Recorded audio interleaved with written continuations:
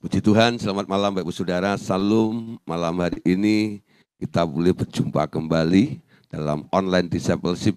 Kami percaya Bapak Ibu Saudara kita ada di dalam anugerah Tuhan dan kita dalam keadaan baik-baik dan luar biasa semuanya. Amin.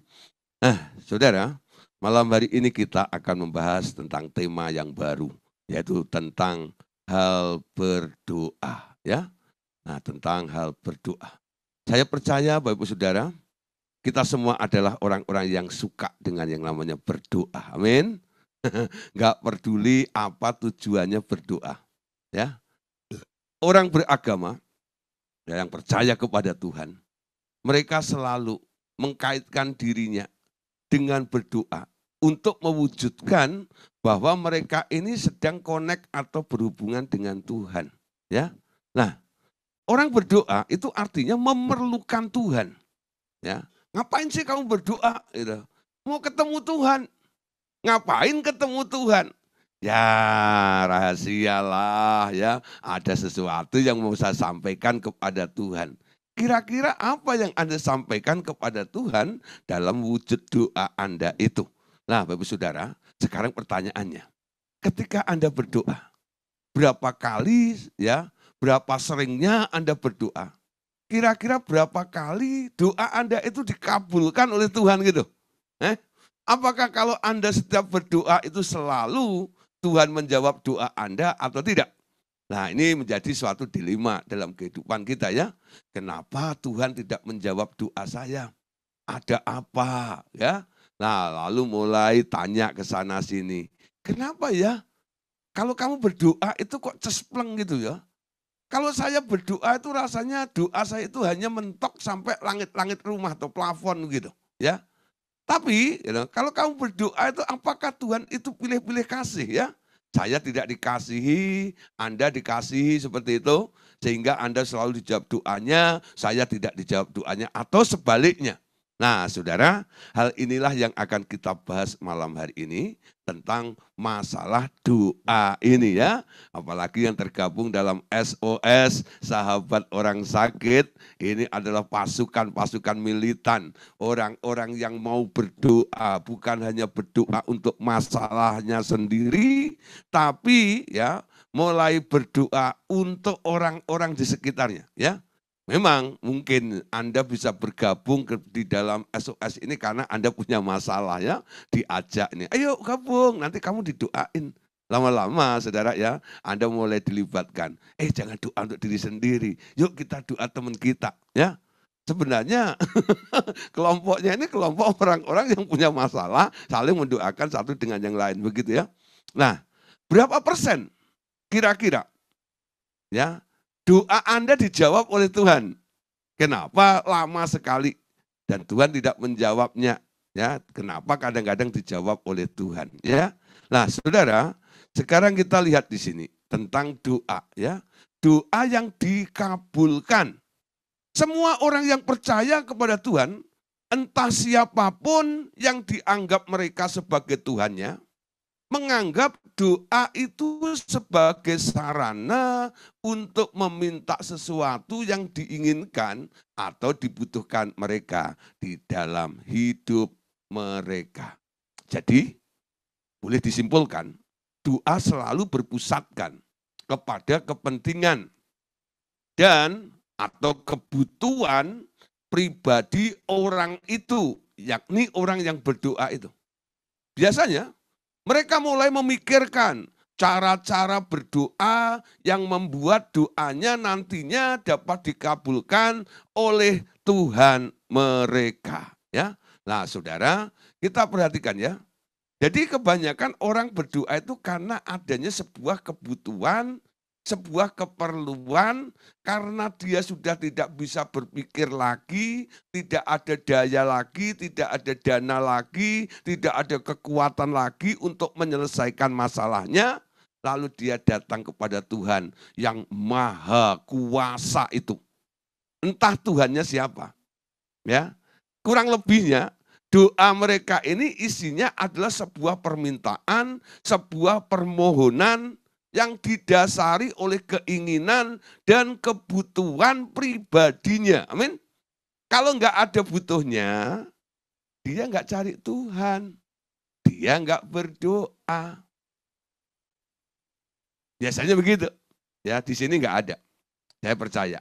Ya, karena di sini adalah orang-orang yang mengasihi Tuhan. Nah, bukan tipe seperti apa yang saya bicarakan ini. Yang saya bahas seperti ini. Saya harap ini adanya di luar sana. Amin. Nah, kita kadang-kadang prihatin melihat kondisi seperti ini. Jadi Tuhan ini dijumpai atau dicari hanya sebagai tambal butuh saja ya. Kalau aku butuh ya kekuatan dari Allah, pertolongan dari Allah, aku datang kepada Tuhan, lalu aku berdoa. Coba Anda mulai cek beberapa orang yang tahu-tahu ikut dalam pasukan atau kelompok doa Anda. Lalu Anda cek tujuannya. Kenapa kamu mau masuk dalam kelompok kami, kelompok doa ini? Nanti Anda lihat jawabannya ya. Ya, saya butuh. Karena saya sudah bowat nih. Gak bisa lagi. Masalah saya terlalu pelik dan saya sudah gak bisa berpikir. Gak ada dana, gak ada orang yang bisa menolong. Kecuali Tuhan. Memang baik saudara. Ya enggak? Tapi walaupun itu tujuannya dan datangnya kepada Tuhan itu benar. Tapi saudara, sikap kita ini sebenarnya kurang. Ya, kurang tepat. Datang kepada Tuhan hanya kalau sedang membutuhkan. Nah, hal seperti ini menunjukkan bahwa doa Anda ini sebenarnya dipusatkan kepada kepentingan dan kebutuhan Anda sendiri. Ya. Nah, ketika Anda mulai punya tujuan seperti itu, nanti akan Anda dukung kembali dengan Anda mulai berpikir, membuat sebuah teori, membuat sebuah konsep di dalam doa. Ya. Caranya berdoa untuk supaya doa Anda nantinya dikabulkan oleh Tuhan. Jadi Anda bikin teorinya, bikin caranya. Bagaimana ya caranya supaya nanti Tuhan itu mengabulkan doa saya. Saya pura-pura bagaimana ya? Apa saya harus mewek-mewek di depan dia? Tuhan, lihatlah hambamu, air matamu ini Tuhan. Gitu. Padahal nggak nangis. Ya, tadi matanya dikocorin cabai atau remason gitu. Jadi pura-pura nangis di hadapan Tuhan, ya. Dia mengutip lagu-lagu yang sedih gitu ya. Lah nanti mulai jiwanya ini dipengaruhi oleh lagu itu, menyayat hatinya. Wah, ini gue banget nih ya. Banyak perkara yang tak dapat ku mengerti. Mengapakah harus terjadi di dalam kehidupan ini. Wah, saudara. Itu kan sama aja lagu-lagu seperti orang dunia ya. Yang selalu berbicara tentang keadaan dirinya yang lemah dan mengalami banyak masalah seperti itu. Ya. Lalu datang pada Tuhan seperti itu, mengasihi diri sendiri, lalu mencoba membawa kepada Tuhan, Tuhan lihat hambamu ini, tolonglah ya Tuhan. Gitu ya.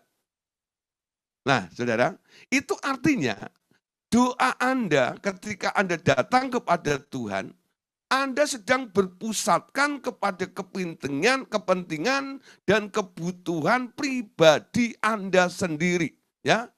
Lalu Anda mulai mengolah bagaimana caranya supaya Tuhan itu interest, ya. Tuhan itu tertarik dengan doa Anda itu bagaimana? Jadi saudara maksud saya ya, ada doa yang dibuat ya dengan sebuah konsep, nanti Anda sodorkan kepada Tuhan supaya Tuhan interest dan Tuhan itu tertarik dengan doa Anda. Kalimatnya bagus tuh, ya. Lucu. Wah, kasihan deh ya. Nah, tapi ujung-ujungnya kemana ini? Ujung-ujungnya supaya Tuhan nantinya ya menolong hidup Anda. Siapa yang untung? Anda yang untung. Jadi Anda mencari Tuhan dengan style yang apapun yang Anda desain atau Anda buat formatnya, tujuannya ujung-ujungnya Anda cari untung dengan Tuhan. Betul nggak? Nah, kalau Anda coba nih sekarang ya, saya mulai kasih contoh gambarannya begini.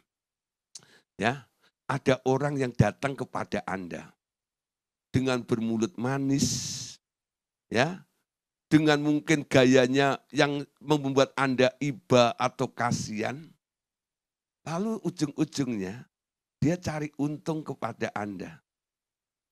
Kira-kira hati Anda seperti apa? Halo? Hati Anda seperti apa coba? Bayangkan juga Tuhan. Tuhan itu punya perasaan, Tuhan itu juga punya hati yang sama seperti itu. Ketika sikap Anda terus melulu seperti itu, Anda anggap apa Tuhan itu? Begitu loh. Ya, kurang respect dengan Tuhan itu loh. Tuhan itu harusnya dimuliakan, Tuhan itu harusnya diagungkan, Tuhan itu harusnya dihormati, amin.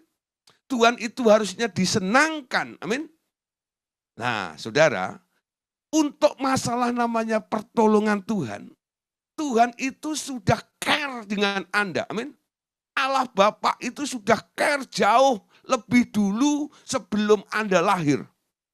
Karena begitu besar kasih Bapa akan dunia ini, sehingga ia memberikan anaknya yang tunggal itu. Anaknya sudah diberikan kepada Anda, itu bentuk care-nya Bapa terhadap kita, amin. Jadi tentang namanya belas kasihan, berkat pertolongan Allah itu di mata Allah, Allah itu pengen menolong Anda, dia pengen memberkati Anda, amin. Lah kita jangan main drama di depan Allah seperti itu. Dia mau melihat setiap anak-anaknya, orang-orang yang berdoa kepada Tuhan itu tidak sekedar mencari keuntungan dengan dia, amin. Nah, rubah konsepnya. Amin. Rubah konsepnya. Nah, saudara, sekarang kita lihat. Sebenarnya kita harus mengerti. Ya, mengerti apa? Sementara kita mengerti bahwa dalam hubungannya dengan kita, sebenarnya Allah kita itu mempunyai 3 daerah kehendaknya. Yaitu daerah baik, daerah yang disebut yang berkenan, dan yang ketiga adalah daerah yang disebut yang sempurna. Sekarang tergantung di mana letaknya kehendak. Ya, letaknya kehendak Anda di ketiga daerah itu. Ini menentukan tingkat keberhasilan dari doa Anda. Yang berdoa dalam kehendak Allah yang sempurna akan selalu mendapat kepastian untuk dikabulkan. Amin. Jadi sekarang kita mulai tahu ya, di dalam Tuhan kita harus sadar bahwa hubungan kita dengan Tuhan itu, Allah sebenarnya mempunyai 3 daerah di dalam kehendaknya.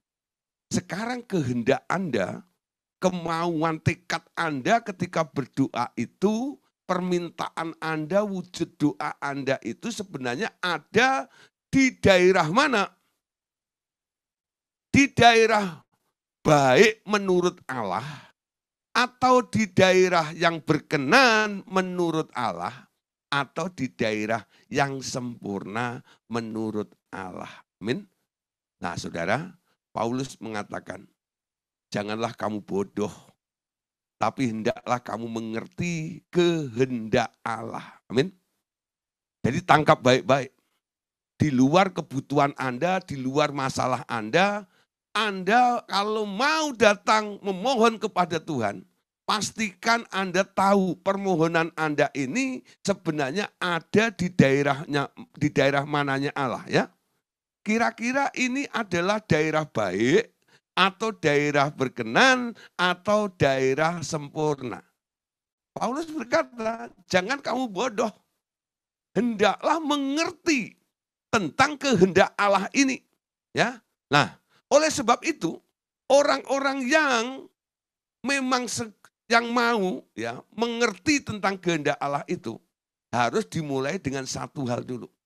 persembahkan dirimu kepada Tuhan. Amin. Paulus menasihatkan kepada kita semuanya malam hari ini. Kita baca dalam Roma pasal 12 ayat 1 sampai ayat yang kedua. Roma pasal 12 ayat 1 sampai ayat yang kedua. Karena itu saudara-saudara, oleh kemurahan Allah, aku menasihatkan kamu supaya kamu mempersembahkan tubuhmu sebagai persembahan yang hidup, yang kudus, dan yang berkenan kepada Allah. Itulah ibadahmu yang sejati. Janganlah kamu menjadi serupa dunia ini, tetapi berubahlah oleh pembaruan budimu, sehingga kamu dapat membedakan mana kehendak Allah, apa yang baik, yang berkenan kepadanya, dan yang sempurna. Amin. Nah, saudara, jadi Paulus itu menganjurkan kepada kita semuanya.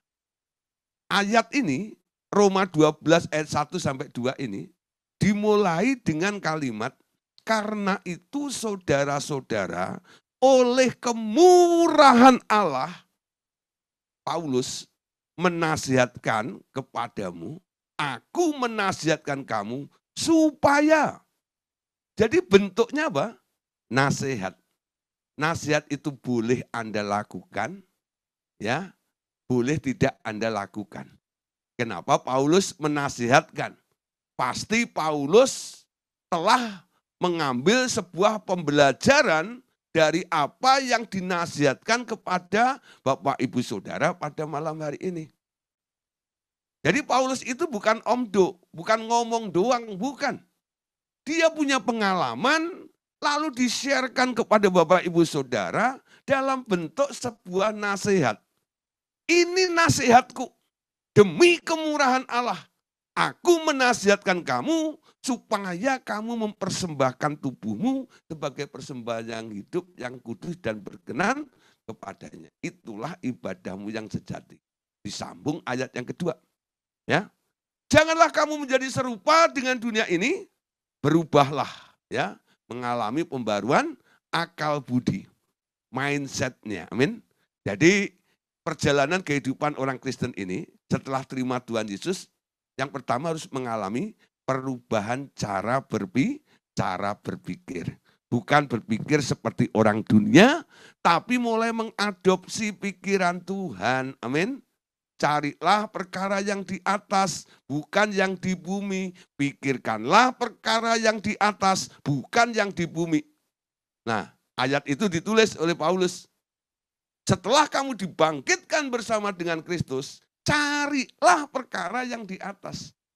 Pikirkanlah perkara yang di atas. Tujuannya apa? Supaya orang-orang yang baru bertobat dan dibaptis itu boleh mengalami pembaruan akal budi. Amin. Cara konsep berpikirnya seperti Allah berpikir. Karena perjalanan kekristenan ini akan dibawa masuk ke dalam kehendak Allah. Sehingga kehendak Allah itu harus terjadi di dalam kehidupan kita. Amin. Nah, orang-orang yang selalu menyodorkan kehendaknya supaya Tuhan nuruti kehendaknya itu tak akan pernah masuk di dalam kehendak Allah dan rencana Allah di dalam kehidupan Anda. Amin. Nah, orang-orang semacam ini biasanya akan terus jatuh bangun di daerah yang sama, tak akan pernah bertumbuh. Karena apa? Dia hanya memandang Tuhan itu sebagai sumber pertolongan solusi hidupnya saja. Amin. Nah, bukan pribadi yang mengubah hidup Anda. Beda, saudara. Ya, kalau Anda hanya menganggap Tuhan itu seperti waktu Anda masih belum percaya Tuhan, cari pertolongan kepada orang-orang pintar. Nah, apa bedanya Tuhan dengan dukun? Apa bedanya Tuhan dengan suhu? Nah, saudara, Tuhan bukan sekedar untuk pelampiasan Anda cari pertolongan kepada Dia, bukan. Ya, Anda harus memahami apa yang Tuhan mau sampai kemauan Tuhan itu boleh terjadi di dalam kehidupan kita. Amin. Oleh sebab itu Paulus berkata, berubahlah oleh pembaruan budimu. Sehingga kamu dapat membedakan apa? Mana yang baik, mana yang berkenan, dan mana yang sempurna. Saya beri contoh begini, saudara. Ya, gambarannya tentang masalah daerah baik, daerah berkenan, dan daerah berkenan. Daerah-daerah sempurna. Ya, baik, berkenan, dan sempurna. Saya gambarkan satu rumah, ya, itu punya aturan. Ya, aturannya adalah pokoknya semua yang ada di dalam rumah ini nggak boleh pulang lebih dari jam 10 malam. Kalau lebih dari jam 10 malam, nggak ada pintu terbuka. Silahkan tidur di luar. Betul ya? Oke. Ya. Oke, saudara, ya. Saya ulang sampai bab ini. Ya. Nah, karena itu saudara-saudara, oleh kemurahan Allah aku menasihatkan kamu supaya kamu persembahkan tubuhmu sebagai persembahan yang hidup, yang kudus dan yang berkenan kepada Allah. Itulah ibadahmu yang sejati. Janganlah kamu menjadi serupa dengan dunia ini, tetapi berubahlah oleh pembaruan budimu. Sehingga kamu dapat membedakan mana kehendak Allah, apa yang baik, yang berkenan kepadanya, dan yang sempurna. Ya. Ada 3 daerah, yaitu daerah baik, daerah berkenan, dan daerah sempurna. Ya. Coba yang pertama dulu. Tentang daerah baik. Apa itu daerah baik? Ya, contoh, umpama Anda punya kebutuhan, ya. Lalu ini bukan hal yang jahat loh, bukan nyolong, bukan mau menipu gitu ya. Tapi itu kebutuhan Anda, ya. Nah, Anda datang kepada Tuhan, Tuhan, ya, minta ini dong, gitu ya. Nah, sebenarnya, ya, Tuhan itu nggak suka, Tuhan nggak setuju. Ya, tapi Anda ngotot, Tuhan, ini kan nggak jahat, ini kan baik. Anda tetap ngotot dengan berbahasa roh lama-lama, dengan bertalu-talu dalam doa, lalu Anda mulai pakai konsep dari hakim yang lalim. Ya, hakim yang lalim itu loh. Pokoknya kalau aku setia terus berdoa dengan dia, nanti dia pasti akan memberikannya. Alkitab mencatat apa? Karena hakim lalim itu nggak mau direpotin terus dengan orang itu, akhirnya dengan terpaksa dia berikan keinginan orang itu, bukan? Ngerti maksud saudara? Banyak orang kadang-kadang dia ambil contoh tentang hakim yang lalim itu.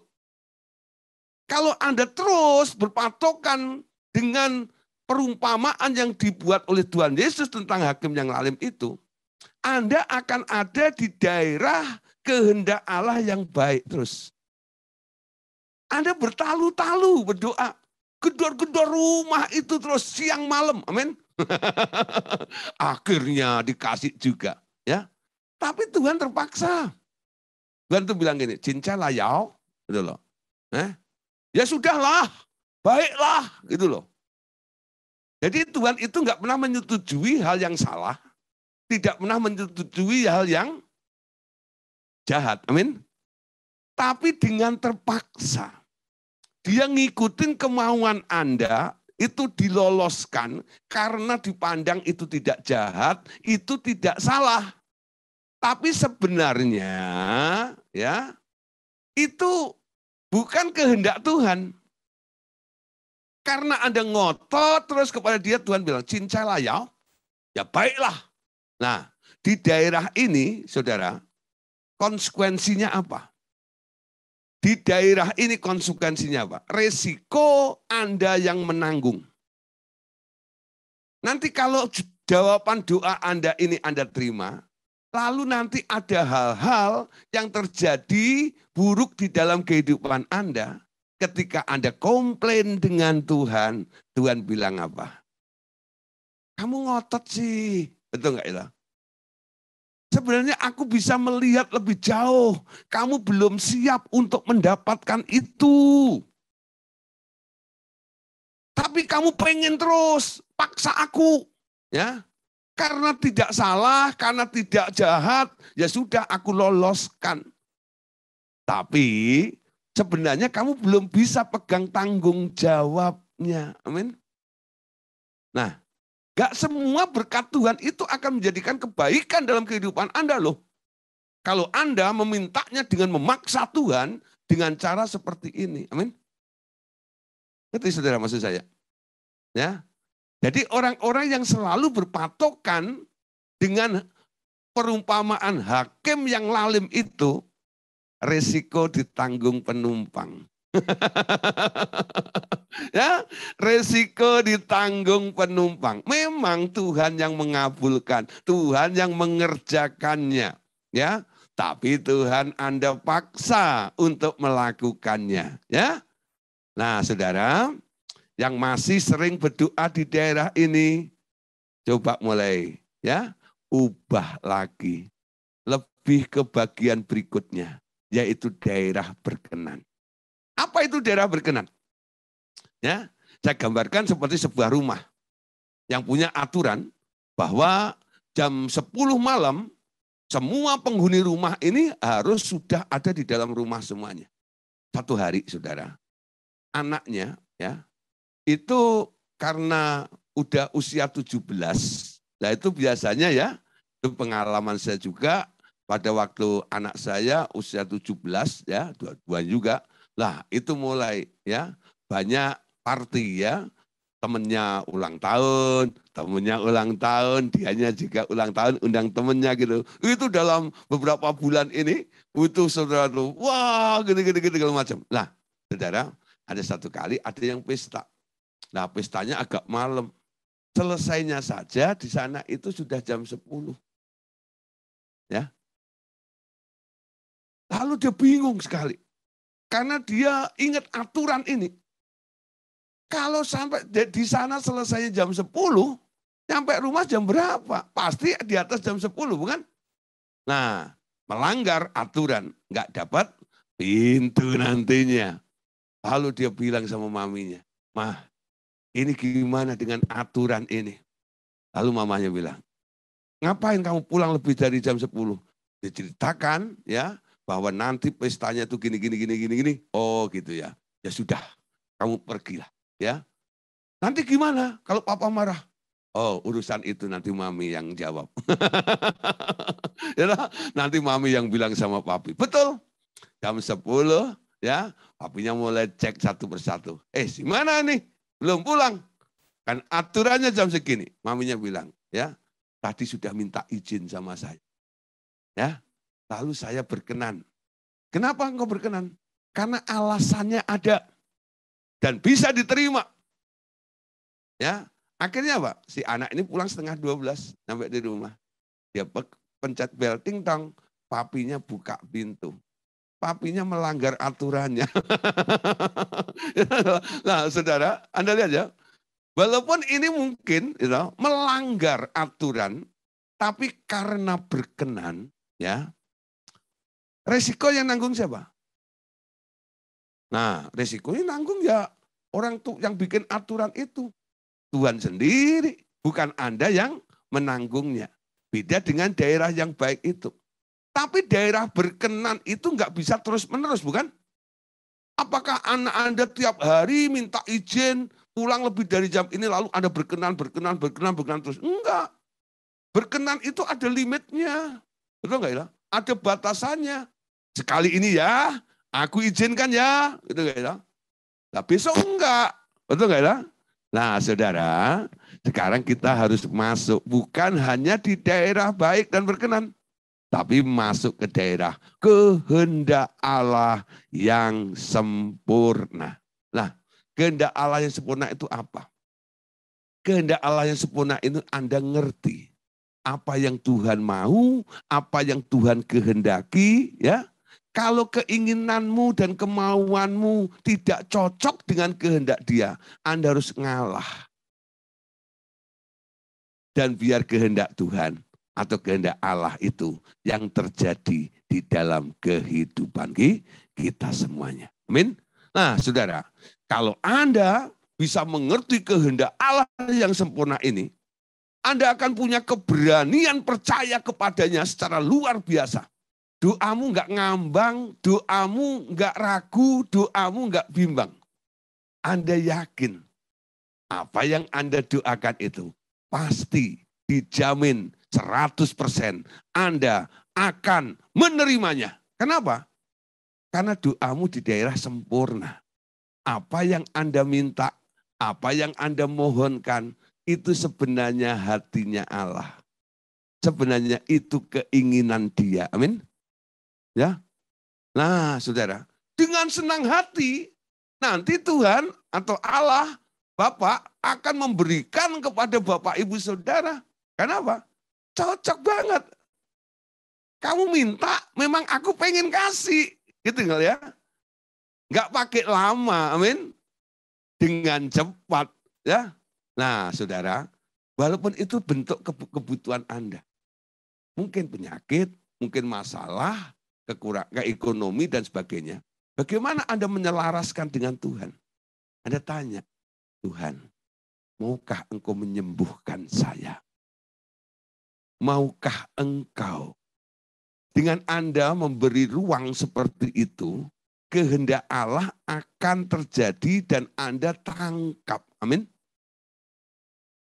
Dan Anda tidak terus memaksakan kehendakmu di hadapan Allah atau mencocok-cocokkan keinginanmu supaya Tuhan merestuinya. Karena Anda memberikan ruang, space. Tuhan, Engkau lihat keadaanku. Apa yang Engkau kehendaki dan apa yang Engkau mau. Silahkan Tuhan, nyatakan.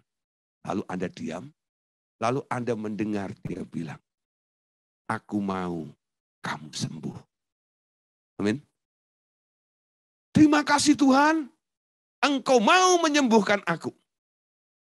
Nah, ketika Anda mendapat konfirmasi seperti itu, ketika Anda minta Tuhan tolong sembuhkan aku, cocok enggak permintaanmu dengan kemauan Tuhan? Sama. Itu namanya kehendak Allah yang sempurna. Amin.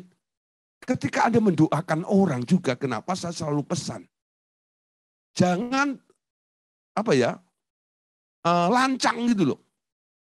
Terburu-buru. Harus ditengking, harus tumpang tangan gitu. Diam dulu, lihat orang itu, lalu tanya pada Tuhan. Tuhan, orang ini harus diapain?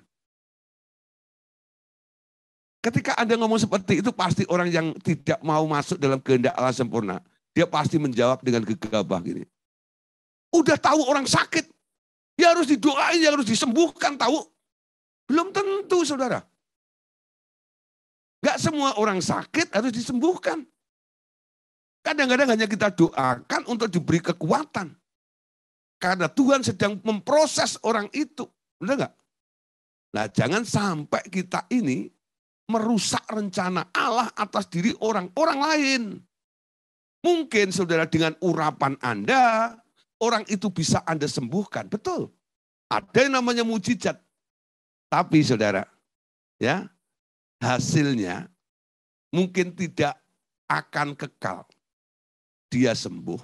Tapi habis sembuh, dia duniawi lagi. Lalu tambah parah hidupnya. Dan ujung-ujungnya dia mati, belum bertobat. Kemana arahnya? Go to hell. Masuk neraka. Sebenarnya ketika sakit itu dia kan sedang dekat dengan Tuhan. Amin.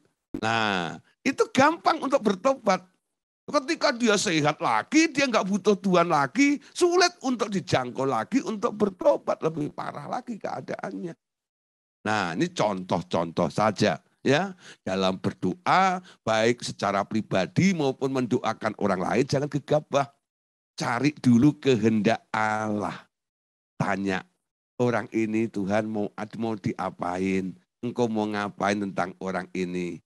Kami mau menjalankan keinginanmu atas orang ini Tuhan. Itu loh doanya. Lalu mulai menangkap keinginan Tuhan atas orang itu. Ya, kalau Tuhan katakan aku mau menyembuhkan dia. Anda lalu beri konfirmasi kepada orang itu. Dengar, Tuhan bilang, Tuhan mau sembuhkan kamu. Kamu mau sembuh? Ya, mau sembuh. Coba sekarang angkat tanganmu. Tumpang tangan. Dalam nama Tuhan Yesus. Aku alirkan kuasa kesembuhan itu. Mujizat terjadi. Orangnya diselamatkan juga. Amin. Nah, ada keberanian saudara untuk masuk di dalam kehendak Allah itu. 1 Yohanes pasal 14 ayat yang ke-15. Mari kita baca ini ya. Dan inilah keberanian percaya kita kepadanya, yaitu bahwa ia mengabulkan doa kita. Ya, yaitu bahwa ia mengabulkan doa kita jikalau kita, perhatikan, meminta sesuatu kepadanya, garis bawahi kalimat ini, menurut kehendaknya. Sekali lagi ya. Dan inilah keberanian percaya kita kepadanya, yaitu bahwa ia mengabulkan doa kita jikalau kita meminta sesuatu kepadanya menurut kehendaknya. Dan jikalau kita tahu bahwa ia mengabulkan apa saja yang kita minta, maka kita juga tahu bahwa kita telah memperoleh segala sesuatu yang telah kita minta kepadanya. Amin. Jadi keyakinan iman Anda itu nanti akan solid, akan kuat kalau Anda sudah tahu tentang kehendaknya. Apa yang saya mintakan ini, apa yang saya mohonkan ini adalah kehendak Tuhan atas hidup saya atau atas orang itu. Anda mantap itu loh doanya. Anda tahu kenapa Yesus itu doanya nggak pernah bimbang? Ya? Kenapa kalau dia ketemu dengan orang-orang menyembuhkan orang sakit itu kok nggak pakai kata kiranya? Kenapa nggak pakai kata kiranya gitu? Ya, kenapa dia begitu yakin ya bahwa akan terjadi? Karena dia tahu sebelum dia bicara, sebelum dia lakukan terhadap orang itu, dia sudah mendapat konfirmasi dari Bapaknya. Ketika Yesus ditanya, atas dasar apa kamu melakukan semuanya itu? Aku membangkitkan orang mati karena aku melihat Bapakku membangkitkan orang mati. Aku menyembuhkan orang sakit, ya, karena aku melihat Bapakku menyembuhkan orang sakit. Aku mencelikkan mata orang buta karena aku melihat Bapakku mencelikkan mata orang buta. Ya, aku menghakimi, penghakimanku benar karena aku mendengar Bapakku memberitahu kepada saya. Wow, saudara, Yesus masuk dalam kehendak Bapaknya. Mutunya Yesus cuma satu. Makananku ialah melakukan kehendak Dia dan menyelesaikannya. Amin. Ini tipe orang-orang yang masuk di dalam pusat kehendak Allah. Seperti ini loh. Doamu yakin, doamu benar-benar mantap dan Anda yakin akan pasti dijawab oleh Tuhan. Amin. Nah, selama ini mungkin Anda setiap doa, habis doa mikir apa? Sembuh enggak ya? Dijawab enggak ya? Nah, walaupun enggak diungkapkan sih. Kenapa enggak diungkapkan? Malu. Ya? Pasti dijawab enggak ya? Ya? Ada rasa gitu. Satu kali, saudara, karena saya mendapat konfirmasi dari Tuhan tentang seseorang yang mau didoain, ya, Tuhan bilang, aku mau menyembuhkan orang itu. Wah saudara, ya, saya mantap sekali dalam doa. Kenapa? Ada jaminannya. Dia yang ngomong, ya. Saya nggak perlu pakai lama-lama berbahasa roh. Ya, nah orang yang lama-lama dulu berbahasa roh sebelum mendoakan, wow, rapakan ayat aku, ini ayat aku, haleluya, haleluya, haleluya. Wow, kenapa sebenarnya? Dia sedang mengusir apa yang goncang di otaknya. Keraguan, kebimbangan, ketakutan, kecemasan. Tuh, jujur. Ya, yuk, kita nyembah dulu. Ngapain? Ayo, jujur. Bukan mencari hadirat Allah, bukan. Sebenarnya Anda yang ada di situ sedang bimbang, sedang ragu, sedang nggak yakin, bukan? Sehingga Anda perlu berbahasa roh lama-lama itu. Kenapa saya ngomong gitu? Ngalamin sendiri. Itu sebenarnya saya jujur, saudara. Betul nggak itu?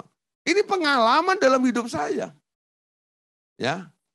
Jadi kalau saya nggak siap, itu nggak macam gitu. Nah, saudara, Anda tahu nih gelagat saya. Ya. Kenapa karena apa sih karena ya tak? Oh, di mana karena sebenarnya apa? Masih ruwet di sini. Ya, masih ruwet ini di sini. Betul nggak itu? Nah, tapi kalau saya siap, saya sudah tahu apa yang harus aku lakukan. Saya lakukan. Karena Bapak sudah memberikan konfirmasi. Enggak pakai yang gitu-gitu.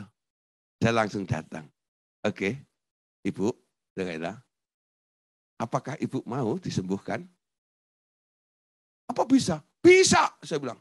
Kok yakin? Yakin. Kenapa dasarnya?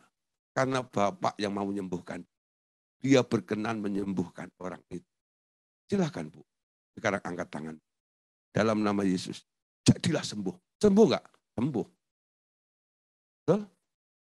Karena saya hanya melakukan apa yang diinginkan oleh yang maha kuasa itu. Yang maha bisa itu. Yang maha dahsyat itu. Yaitu Tuhan Allah kita. Amin. Masuk tangkap kehendaknya. Anda akan memiliki sebuah keyakinan. Nah, saudara, malam hari ini kita akan belajar satu doa, ya, doa yang sangat terkenal, bahkan ada lagunya, ya, dinyanyikan oleh apa itu namanya, Angel siapa itu, ya, lagunya gini, kiranya Engkau memberkati aku melimpah-limpah, ya. Nah, doa siapa itu? Doa Yabes, ya. Doa Yabes. Nah, saudara, doa Yabes itu sangat populer, saudara. Ya, doa Yabes itu sangat populer. Sebelum pendeta-pendeta Indonesia khotbahin tentang doa Yabes ini populernya topnya pertama di Amerika.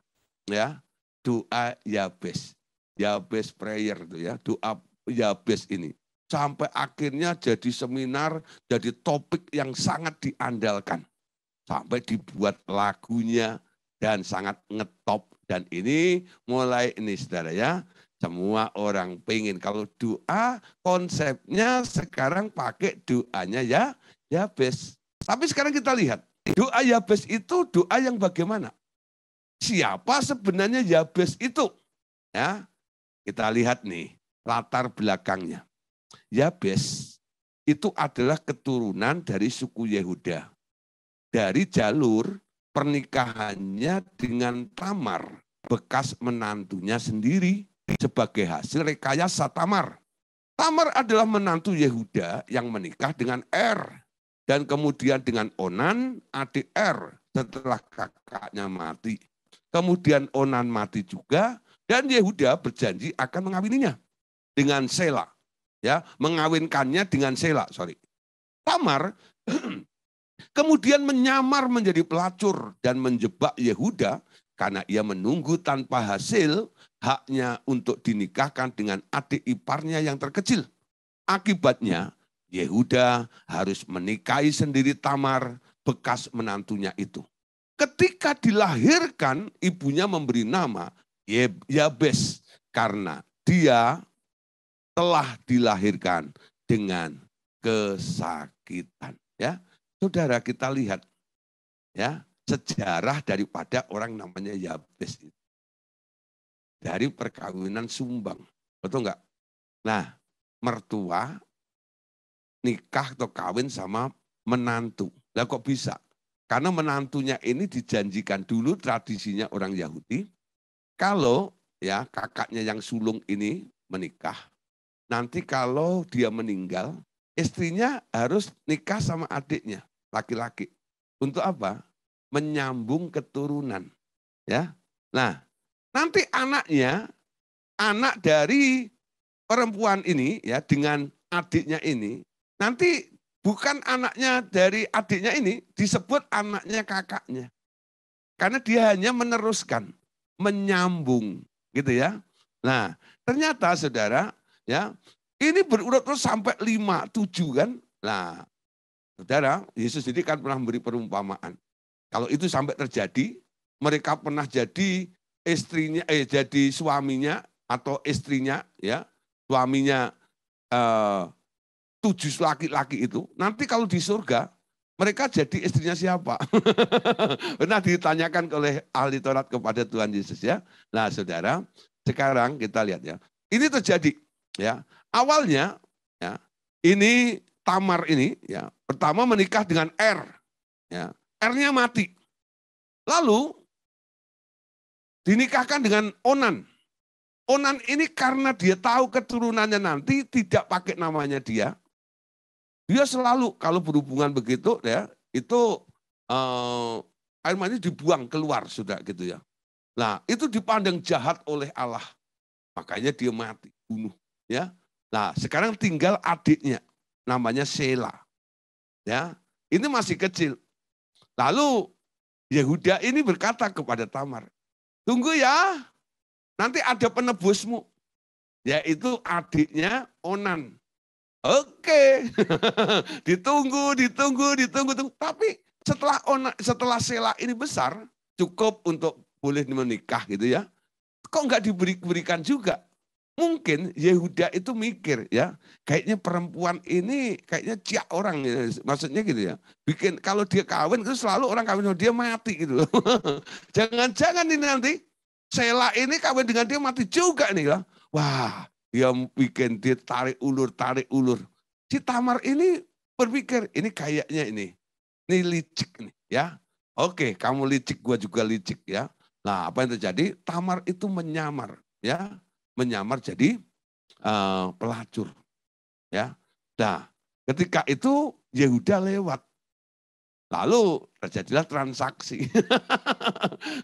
Nah, setelah itu ada kabar bahwa Tamar itu mengandung. Di sidang saudara, sidang keluarga. Kamu mengandung sama siapa? Tamar itu dengan tenang saja begitu ya. Nah, cepat akui. Gitu kan, ya. Nanti kita urus semuanya.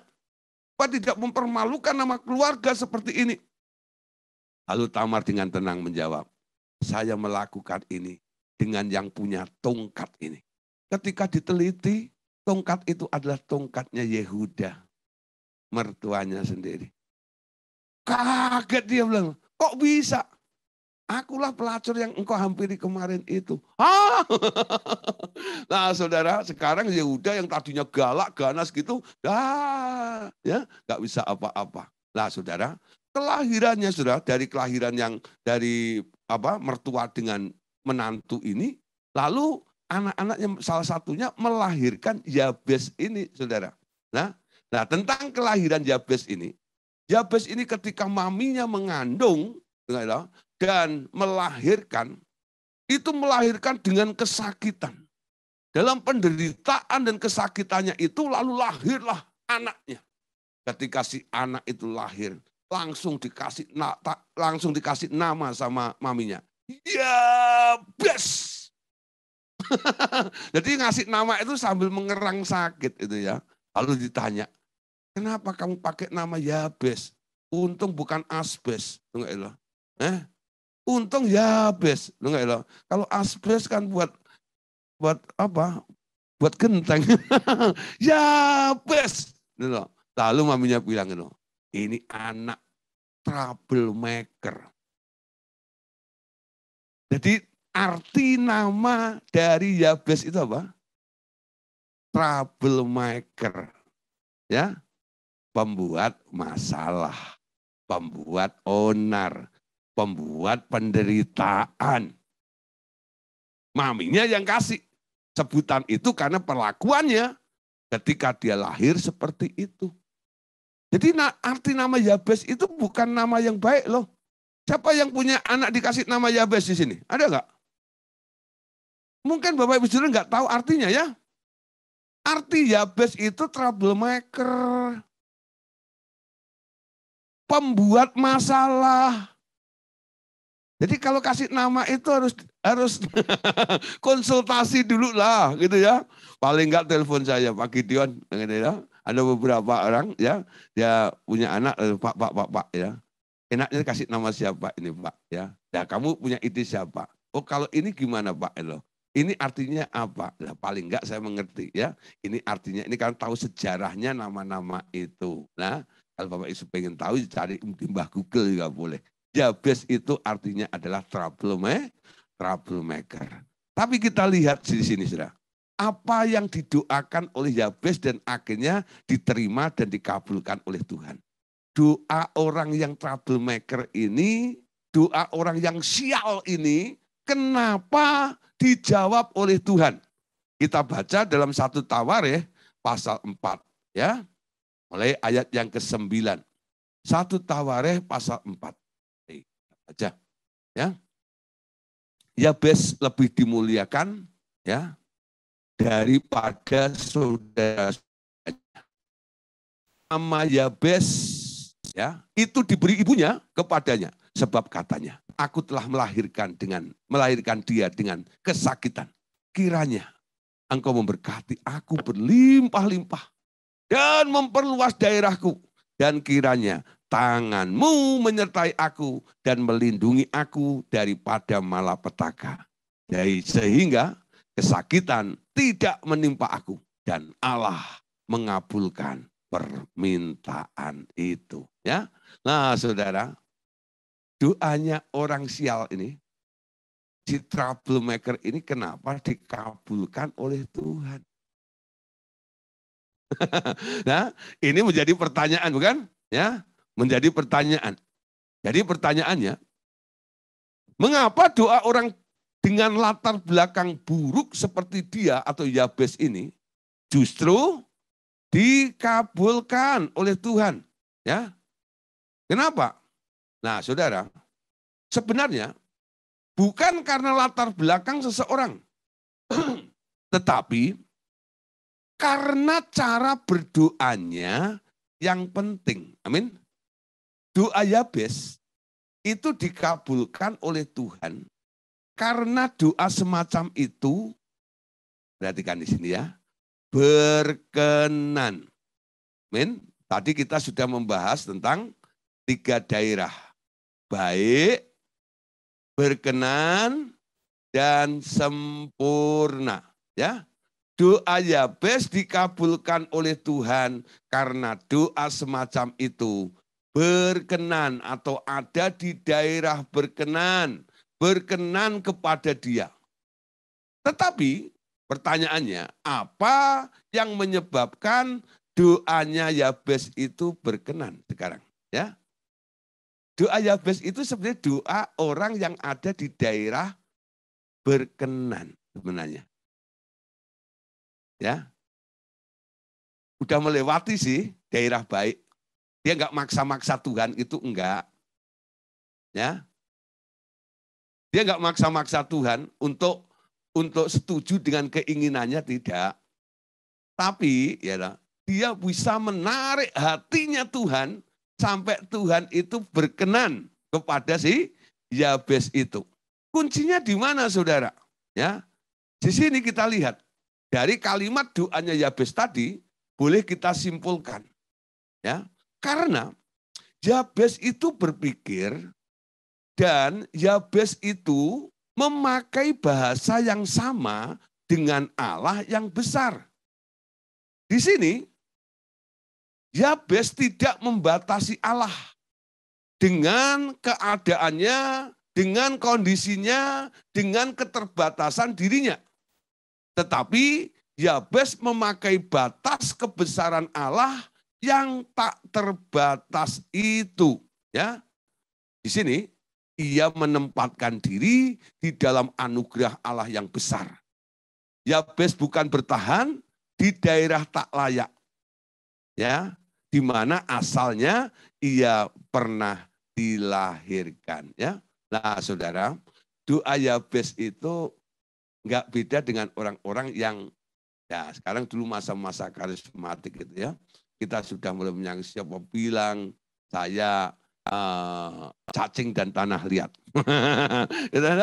Nah, saya adalah orang yang berharga di mata Tuhan. Ya, Saya ada di dalam kasih karunia Allah, segala berkat. Jadi lebih ke arah orang-orang yang suka confess, ya, pengakuan iman. Nah, siapa di sini yang masih doanya ada di daerah pengakuan iman, ya? Dia comot ayat, enggak ya? Lalu dia menempatkan diri seperti apa yang ada di dalam ayat itu. Ya, siapa bilang saya sakit? Omong kosong.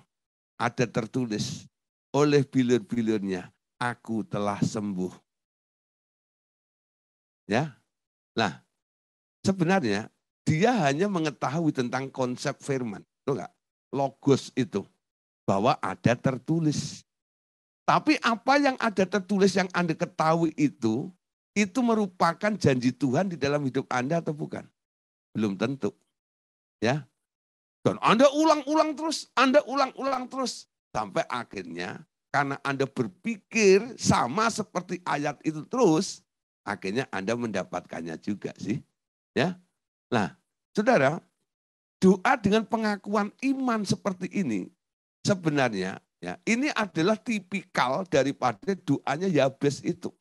Dia berpikir seperti Allah berpikir aja. Dengarlah, pemakai bahasanya Allah. Allah yang besar. Jadi dia mulai tidak melihat keberadaannya.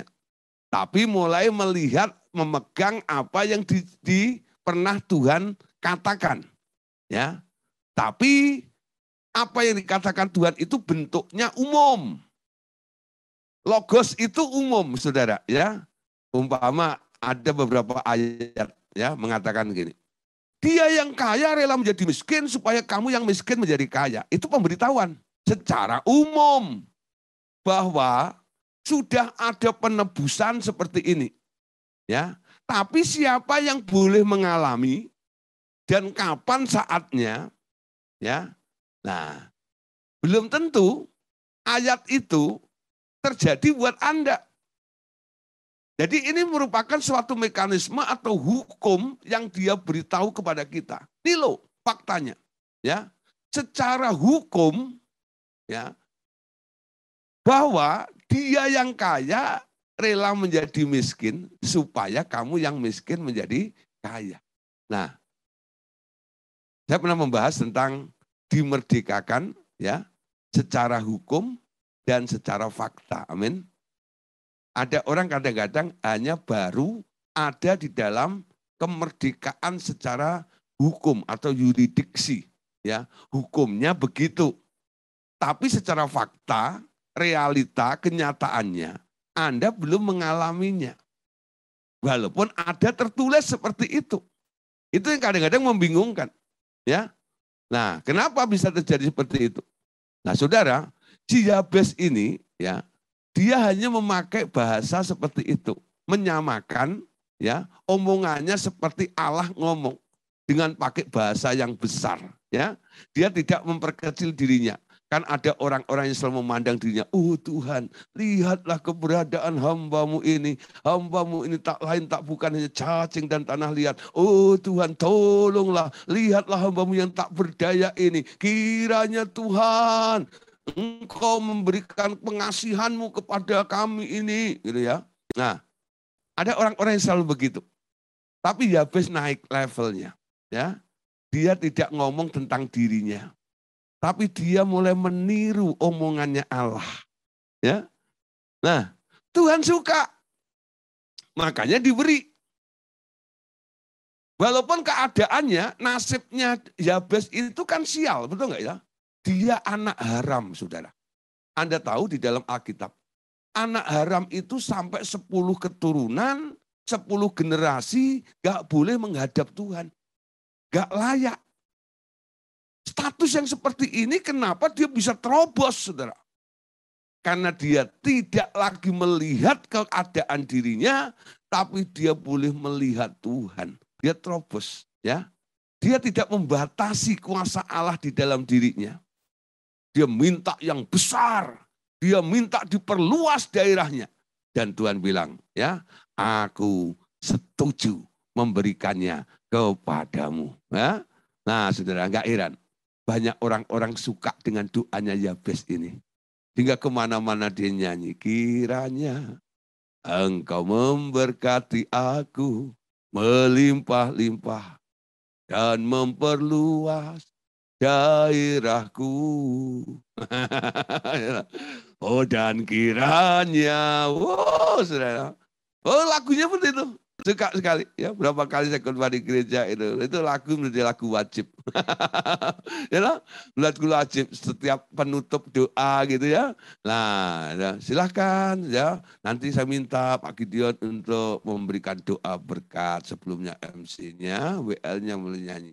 Mari Bapak Saudara kita bangkit berdiri bersama-sama. Kiranya Engkau memberkati aku melimpah-limpah. Gitu ya. Nah, saya maju gitu ya. Doa Yabes adalah seperti itu. Luar biasa. Ya. Kalau nggak dipakai sebelum doa berkat, setelah akhir ibadah mereka pulang diiringi dengan lagu ini. Ya, doanya Yabes. Nah, saudara, sekarang kita tahu ya, ini sebenarnya doa ada di daerah perkenanan. Amin. Ya, di daerah perkenanan. Ya, karena dia diperkenan. Kenapa di Allah berkenan? Karena Yabes itu tidak memakai bahasa dirinya, dia pinjam bahasanya Allah. Ya, dia pinjam bahasanya Allah. Makanya Allah berkenan untuk mengubah ya kehidupan daripada si Yabes itu. Nah, saudara, doa Yabes itu kekuatannya adalah urapan. Ya, yaitu doa dengan iman disertai dengan urapan ya. Nah, saudara, besok kita akan lanjut ya. Bahwa sebenarnya ada tahapan doa yang lebih baik. Saya ingat ya, ketika murid-murid Tuhan Yesus ini minta diajarin berdoa. Tuhan, Guru, ajarin kami berdoa dong. Lalu Yesus berdoa apa? Kalau kamu berdoa begini loh. Bapak kami yang ada di surga, ya, dikuduskanlah namamu, datanglah kerajaanmu, jadilah kehendakmu, sampai seterusnya itu. Kenapa Tuhan Yesus tidak mengajar doa Yabes kepada muridnya? Kenapa dia bikin formula baru? Ya, sebenarnya doa itu bukan judulnya, namanya bukan doa Bapak kami, bukan. Itu doa konsep Yesus sebenarnya. Ya, kalau dalam bahasa Inggrisnya judul perikopnya Lord Prayer, doanya Tuhan. Ya, Lord Prayer. Bukan doa Bapak kami. Ya, banyak orang kadang-kadang memberikan judul menurut kalimat atau kata pertamanya. Oh, Bapak kami. Apa itu doanya? Doa Bapak kami. Bukan doa Tuhan Yesus. Ya, doanya Tuhan Yesus. Konsep doa yang diajarkan oleh Tuhan Yesus kepada muridnya. Ya, dimulai dengan Bapak kami yang di surga, dikuduskanlah namamu, datanglah kerajaanmu, jadi dan seterusnya. Itu yang akan kita bahas besok ya. Nah, doa Yabes itu harusnya sudah ditinggalkan ketika Tuhan Yesus turun ke bumi. Ya. Tapi kenapa booming lagi? Ini yang menjadi pertanyaan. Atau enggak itu? Yesus sudah mengajarkan formula atau format dari doa yang lebih baik daripada doa Yabes. Ya, doa caranya Tuhan Yesus. Doa jenis apa sih itu? Penasaran? Besok hadir lagi ya, kita akan bahas kembali. Amin. Tuhan Yesus memberkati kita semuanya. Amin.